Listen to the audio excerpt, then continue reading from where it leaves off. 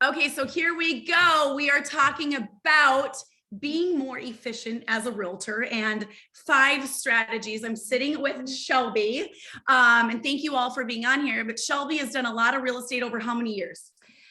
5 years this spring. And you've started in the beginning. You obviously didn't have Beckham. You started as In the beginning, no kids, was not married. So I've really grown, in my personal life and professional life. And I've kind of seen it all. But I think it's been really interesting watching you now. Is Beckham 3 now? Beckham's 3. Okay, and Waylon is 6 months? 8 months. 8 months. Mhm. So figuring out strategies to be more efficient with your time. We were calling this and are calling this mom guilt. But all the guilt. You got dad guilt, parent guilt, divorcee guilt. Like, what can we do? And this is what we're talking about. I mean, obviously, life, we got to have fun and live life. And I've had a couple years where I did nothing but work. So I speak from experience on that. And I think it's really important in this industry to not get burnt out and to really love what we do. And that's why we're talking about this. So anyone could really relate to these, whether, just to be more efficient with your business. But I think it's interesting for you because she's had times of not being a mom. You now have to be more efficient with your time. And last year you still sold 20 million. That's a lot. And that's a difference maker. You're doing major business, but still being efficient, right? Still being with your family, figuring things out. Right. So, No, totally. So like Kelly said, last year, sold 20 million. I was pregnant for 9 months of it. Had Waylon at the end of August. So it was really important to me, like when I became a mom in real estate, to really become very efficient with our time, because I knew while I was working, that would be time away from my babies. So for me, and I've always said this, I've always had to love what I do, like genuinely love what I do. And then also be really efficient and good at it. So I could work quicker, have happier clients, and then have that extra time that I could pour into my babies. Right. As a working mom, you don't really want to work 80 hours a week. So you want to become really, really efficient at what you do. So we came up with some, 5 takeaways that we felt really changed our business as a working mom. So I think the first one is going to be leverage, really leveraging your time. Right now, it's all about time, right? How can you be efficient at what you do? And then also still have that, meaningful and purposeful time with your babies and being present. So I want to say one thing on this with leverage, because this is kind of a big one. I talked to a lot of people doing a lot of different amounts of volume. Either you're just starting and you did 5 transactions, and I'm talking to people who are doing 40 million a year and still don't have a TC. So everyone has those options, but we were on a mastermind yesterday, and we're going to talk about different options that you could do. It's up to you to leverage your time. But I love what they said yesterday on this mastermind, and it's all about everyone get out their calendar right now and let's figure out how much you make an hour. So the whole idea of this is you figure out how much you make an hour, and anything under than that, you leverage out. You consider at least leveraging out. What is your time worth? And if you are being paid $200 an hour and you're figuring that out, then activities under that, you should consider leveraging your time. Okay. So let's give an example. Okay. So this is how you do it. So let's say you want to make $200,000 a year. There it is. So you can either do it based on what you made last year or know what your goal is this year. Okay. Let's say your goal this year is $200,000. So you put $200,000 in your calculator and you divide it by 2,000 hours. So $2,000 is 50 weeks in a year. No, there's 52, take a couple off. 50 weeks in a year in a 40-hour work week. Okay. It's not really realistic because I work a lot more than that, but that's what we're going to use for this. So let's say you work for 50 weeks a year at 40 hours a week. That's 2,000 hours. So you're going to divide that by 2,000, and that's $100 an hour. So now your base of what you do and what you leverage out, if it's anything under $100 an hour, you are considering or doing and leveraging that out. Now, you want to make a lot more this year. Are you comfortable sharing your goal? Sure. 400,000. Okay. So Shelby is going to make $400,000 this year. She's on pace to do that, divided by 2,000 hours. Hers is obviously 200. We just doubled that. So $200 an hour. So I consider these, a lot of these masterminds I go on, they're talking about this stuff all the time. So you might not choose to do this. You might be on a team, on a team with me, you guys, there's different things on a team that you get, but there's still some things on your own, right, that you could leverage out. So let's talk about what are those things for you? Yeah. So some things that I've learned to incorporate into the business and to hire out or leverage for more time is absolutely transaction coordinator. Regardless of how much business you're doing and whether you're a working parent or not, you should always be having a transaction coordinator. Our job is to prospect and it's to sell homes, right? It's not necessarily to do all the paperwork, unless if you're writing an offer. So absolutely 1,000 times over and over, hire a transaction coordinator. I mean, that's step one for your business. We also have a stager. When we're meeting with sellers, we're paying for a stager to come out to meet with our sellers. It also is not making me the bad guy. I'm not going out, trying to rearrange, their home to make it sell right. I'm paying someone to do that for me. And not only that, they still hopefully like you, because we talk about so many things about stagers, but if you tell them to change the color and they're like, oh my gosh, I'm offended, you don't like that orange. So we've done that for a long time. I absolutely believe in that. Yep. Again, photographer and videographer, you should always be hiring that out for professional photography for your listings. And then also we have a graphic designer. So she helps everything look really pretty, whether it's on our social media with a new listing, she's doing our custom brochures. Now, if you don't want to hire that out, you could use Canva. But that's something that we do. And honestly, it saves a lot of time because I'm not a graphic designer. I do not come from that type of background. And so I cannot make things as pretty as, someone who is a professional in that area. And usually guys, our skill sets as realtors, we're not that, but here's the deal. Everyone, a bunch of you are like, well, I just don't have time. I don't have money to do that. Okay. Well, there's Fiverr, F-I-V-V-R, Fiverr. You can go on there. You're like, I'm going to spend $50. You can find someone. Our designer I've had for longer than everyone on the team, found her on Craigslist. She's still our designer. She is absolutely a rock star. You can find people where there's a will, there's a way. Go ask a student that's in college.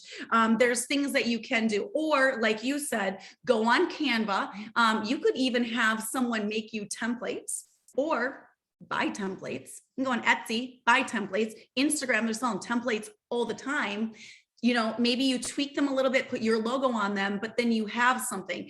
But there's different levels of that. But I think at some point, everyone has a different goal. Ours is very much branding. We care about how everything looks. So that's been important to us. Yep, absolutely. And then also a runner to drop off lock boxes or brochures to your listings. Any of that stuff that takes time. And a lot of time that you could hire out for maybe, $15 an hour or whatever it may be. So our runners, this has been going on for a while. I feel very fortunate to know a lot of 17-year-olds who have no problem working for $20 an hour, running lock boxes, brochures, sold signs, open house signs, or, riders saying open house Saturday and Sunday, 11 to 1. There's a lot of moving parts on things like that. I have no problem paying for that. There's people that you can find to do that. And then also gift baskets for closing gifts, hiring that out, not, putting in all that time into it. But gift baskets, I'll say too, is there's still a way to streamline that and make them really personal. All of ours are Minnesota based, things that are made in Minnesota. We've picked out the marble cutting boards. They're super cute. It always has, for me, it always has one of my favorite candles from Anthropology. So there's ways that you can personalize it and streamline. There's people who will do gifts for you. So I think that's brilliant. And then also helping with social media, whether you hire that out or if you're utilizing later, which you can schedule your Instagram posts, ahead of time. And that's really going to save you time. So social media, we are now at the point, but this has been years. No one has to hire someone full-time. I have someone full-time for myself right now. You pay somebody hourly for a certain amount of time per week. Okay. You don't have to do that. And I'd encourage everyone, obviously, I do a lot of social media training because this is how I grew. This is how you grew, right? I think you need to do a lot of that, but somebody could help you schedule that out. If you're not to the point, many of you you will not be the point of hiring someone full-time. That's okay. Use things like you were just saying, Planoly later, even Facebook, you can schedule these things out and plan. Go time block and sit at Starbucks and take, 2 hours to plan your whole week. So you have content, got to show up. If you are full-time in this business and social media is your thing, you got to show up every day. And again, these are things that, yes, you're hiring these out, but by doing so, you're then replacing that time that you would have done, doing the paperwork or, being the runner. You're replacing that with lead generation or conversations. And that's the biggest difference, right? Higher income activities, higher income activities that make you more money. Yeah. What I want to focus my time on making money. Yep. Yeah. So that's what I have for leverage. Okay. So I'm also going to say, I love that you talked all about these were business things. So these were all about in our business, but I'm going to take it to our personal life. Yeah. What can we hire out in our personal life? I get made fun of a lot because if you come to our door, I got a lot of boxes coming and going. And if when you come to my door, you just leave them there because those ones are going. Usually, right? So, but here's the thing, what about groceries? Like there's things like Shipt and things that you can do. I mean, to make it way more efficient. Target, Costco, Total Wine, all of them are my friends and they know my door. So I think there's things that you can do like that. What about cleaners to clean your home?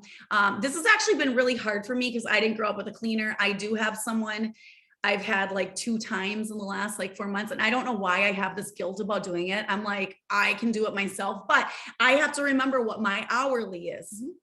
And my time can be way better spent doing lead gen and prospecting than it is cleaning. So I consider you guys to think about that. Some people hire out for cooking and do meal plans and things like that. DoorDash. They were just talking about DoorDash on the mastermind yesterday. Yeah, it can add up, but it depends what you're making. Sometimes I'll feel really guilty. I'm like, oh my gosh, I just DoorDash Chick-fil-A again. But I'm like running, for my kid. I'm trying to have less mom guilt of doing sometimes things like that. So just consider even for your personal life, whether it's even outdoor maintenance this summer, mowing the lawn. Maybe some of you like doing that and it's therapeutic, but there's things that you can hire out. And you might not be right now, guys, but as you grow and make more money, really consider this. Okay. Anything else you want to add on our first point? I think that's what I had. Okay. So that was the first of leveraging things and hiring things out. Point number 2, know your market and become an expert. Yeah. And I think that this is really, really important. Obviously, the more that you're aware, in your specific area of the homes that are coming on market or whatever it may be, the more efficient you're going to be with your time. You can better educate your clients and you're going to get them under contract faster. I mean, it just makes everyone happy overall. For me specifically, one thing that I've incorporated to my business, in addition to the existing market, is new construction. I sell a lot of new construction, whether my clients thought about it in the beginning or not. I'm always showing them new construction, and 9 times out of 10, they're going with new. Why? Inventory is really short. So it's my job to show my buyers more product, more options, along with off-market opportunities, right? Constantly networking with other realtors. My goal is to get my clients under contract as fast as I possibly can. It's going to make me look good and it's going to make them happy. And then my hourly rate goes up too, right? It's less time on that client. You're getting them under contract faster. And obviously you're having conversations and selling them what they want, but some people come to you and they're like, oh, I want existing. And your job is to show them all options. And then a lot of times they go, because of the inventory or just whatever, they go with new. Yeah. And new construction isn't the best fit for everyone, but it is something that I also incorporate because I feel like not a lot of other realtors do that because they don't understand the new construction process. And I'll say it's one thing that you did really good because we've talked over years. We've been business partners for 3 years, right? So I remember there was a time where you're like, I want to sell more new construction. And then she became an expert in it. So you would show up not sell, just going to new construction, learning all the areas, learning the builders and the builders in different areas and doing social media on them, but learning it and understanding inventory and taking time, activities that paid you no money then. They paid her no money to learn, but it's benefited later. So I would just say you did a really good job of saying that. Now you're selling it, but you got to start somewhere and do also activities that make you no money sometimes to build it up later. Yeah, absolutely. And then obviously something that right expectations with the clients upfront on the market, right? I'm having these conversations when we're first meeting. I'm not having it, as we're showing houses or after I've showed 10 houses. I'm saving my time and doing everything upfront in that initial conversation with them. Me personally, I'm also, and I would encourage you guys too, if you're not, but everyone should be set up on a search, right? Like I work a lot in the West Metro area. So I'm like on a huge radius of what's, coming on the market for under $1 million. Just to kind of see what's popping up, what's going under contract. I mean, I'm getting notifications constantly throughout the day about new homes that hit the market, and it keeps you relevant to the market as well. I think it's so important. And also too, like with buyers, if you're working with buyers and then you lose one or two, at least you got to educate them along the way, because how many times are we at open houses and people are like, I don't want to work with my realtor. This other realtor has lost 3. So we are educating them. Okay. You lost this one. And just so you know, I talked to the listing agent, the winning offer actually wrote $20,000 over, no inspection and full appraisal clause. Then you can share that so they know for next time. And a lot of our buyers, they change their offers over time, right? They learn and change their offers. In the beginning, sometimes they don't really believe us. Or no, even though we tell them, some people do, but sometimes we just have to really educate people so they understand the market and they can write stronger. And again, you're getting them under contract quicker, which makes them happy. Anything else on that point? No. Okay. So let's go to number 3, attract your ideal client. Yeah. I mean, I feel like it's a lot easier working when you're working with your ideal client, right? And obviously that takes time. In the beginning, you're going to do, all types of kinds of business that you can get. But, as you become more in the business and you start doing more volume, now it's really your job to attract your ideal client. So you're actually loving what you're doing, right? Oh my gosh, so important. And that's the thing about social media, is we can really show our personalities and who we are. So we're attracting more people, like-minded people. We've all had those clients that we don't really align with, that suck all the life out of us. I mean, sometimes and sometimes you're surprised by it, but it happens and we have to get through it and deal with that. But if you are pretty upfront, I mean, there's a lot of times I go to listings and they already feel like they know me because of social media. That's a lot easier for me. So I think showing up on or however you want to let people get to know you, social media for us has been magic, right? But I think that's really important. So then you're not wasting your time with people who don't align with you. Well, and if you're going to be, time away from your babies, well, you want to make sure that you're spending with people that you like, right? And that you vibe with. And that's, exactly how we do it is social media, right? Like show your personality, show your face, like-minded people will come to you, like that. Yeah. Good on that. Yeah. Okay. Number 4, training. Training. So I think this is super important. Constantly we're doing training throughout the weeks, listening to podcasts, surrounding ourselves with people who are doing more business than us. So we can, better service our clients, and get our clients under contract quicker. And obviously, I feel like the Tuesday meetings that we're doing, every week, that's really helped with my business too, on being very efficient and effective with my clients. Hey, I'm collaborating with like-minded realtors. This is what we're seeing in an industry as a whole, week by week. So I think that's really helped with my clients and setting the proper expectations on how the market is and how to get my clients under contract quicker. It's so important. And we're realizing this. There's 3 things that I'm on every week. If you are one of our expansion partners, you guys are welcome to be. There's a Kyle Whistle and Dan Beer on Mondays at noon. We were just on that. That is something I'm making sure to meet. Obviously, we do Realtor collabs Tuesday at 2:00. And then Tina does one. Tina Call is our expansion partner in North Carolina. They do one on Thursday. So these are things where I have found my people. Find your people. Learn from your people. Hopefully, like for us, it's important to learn from people who are doing more volume that are maybe more where we want to get, so we can learn from them and we can just be way more efficient with our time. Those meetings, we just said it, like sometimes we're on those Mondays. Not anymore. I am now always on those Mondays. Those takeaways are huge. And so it's just really, really been important. And honestly, too, is why we switched brokerages. I mean, we didn't know it, but the collaboration and the learning lessons have helped us both grow.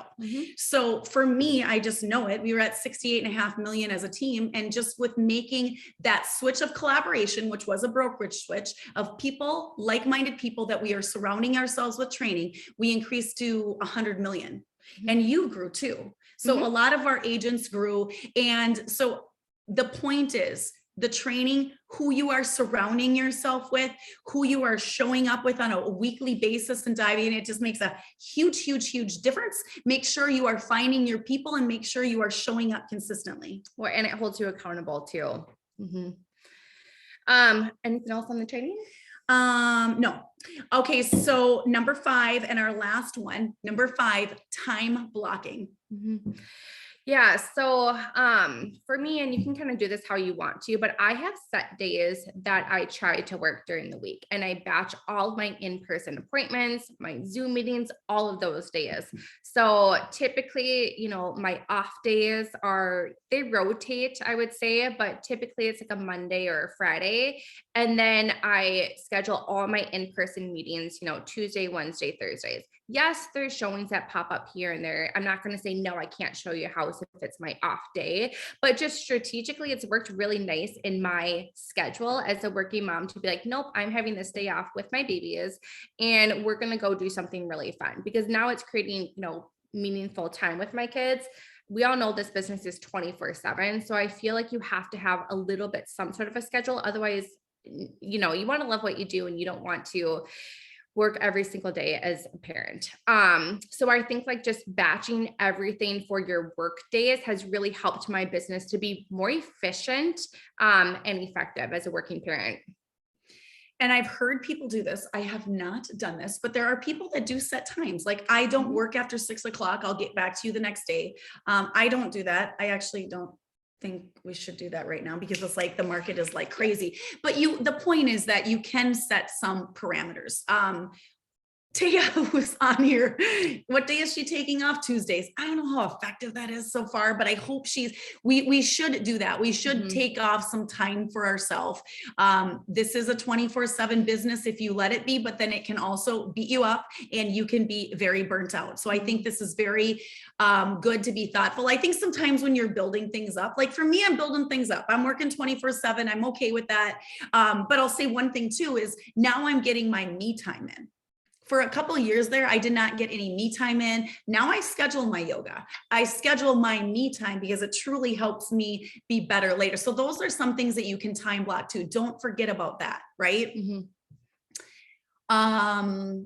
As far as time blocking, we talked about it before, sitting at Starbucks or a coffee shop and planning your week out for social media with things like Planoly, Facebook, later, things like that. Then, you can be with your kiddos at 9 a.m. or whatever in the morning and stuff is going out on social media. It's already planned. Any other? So do you share your schedule with clients as they know your off days? I don't, but I think you can, and I don't think it's a bad idea. And it's because my off days, I kind of change every so week, just depending upon what I have coming to market that week. And that's just how I operate. But I think, if you have an off day, share it with your clients. I don't think that's any sort of issue personally. Yeah. And guys, if it's an emergency, if you want to write an offer on a home or it's anything like that, let me know and I'll drop everything. But normal things, we know normal things are not emergencies. unless there's an inspection guideline or a deadline, that's an emergency, right? Like if inspection, everything has to be done by midnight on Tuesday, you're working, right? Hopefully you put in there that everything needs to be negotiated by 6 p.m. So you're not working until 11:59 p.m. right? Okay. Somebody says they're the worst at delegating. I used to be the worst at delegating too. I am somebody who's very independent. I didn't know I wanted to have a team. Now we have a team of 9 of us. Delegating, you have to find people that you trust and that are good at what they do. And it takes time. It's taken 6 years. Is our photographer the best? Are our stagers the best? Is our TC the best? But how many photographers did I go through? I mean, a handful. And you were the one who connected it. But okay, yeah. So stagers went through a few, you just gotta find, but and it can be hard in the beginning also to pay out. You're like, oh, I just don't want to pay out that money. But if you really get that mentality, if your hourly rate is $200, and that's prospecting and helping clients and having conversations, then you delegate the rest. Do it in little bits and you'll get better at it. Okay, so who wants to see a baby? What? Oh, Aaron has a baby. He's a new dad. How old is your guy, Aaron? Are you still on here? He's 4 months. He's how old? He's 4 months. He's 4 months. So yeah, he's new to this working dad life. Yes, he is. But he's mostly in it for the formula. He's what? He's mostly in it for the formula. Well, you just wait until he's mobile because that changes everything. I'm so scared for that. I'm so scared for that. Oh, so sweet. I love that. I love that. Well, thank you everyone for being on here. Anyone who needs anything, you can text or email me. But I think you said something when we were writing this out. Our format is remember your why. Remember why you're doing this, because this is a very, very fun business. And I'm always talking about the rainbows and the unicorns, but there's a lot of things behind the scenes that aren't always fun. And there's a lot of, task items that you have to do, whether it's schlepping around open house signs or doing net sheets or paperwork that some you just might not enjoy. So if there's stuff that you can delegate and pay, out, enjoy your life, enjoy your job. Otherwise, we just this is a great industry, right? Like love this business and protect what you love. Yep. Exactly. Okay, guys. So those were our 5 tips and tricks. And for social media, we'll see you guys ongoing. We'll be doing more and more training. So thank you all for being on here.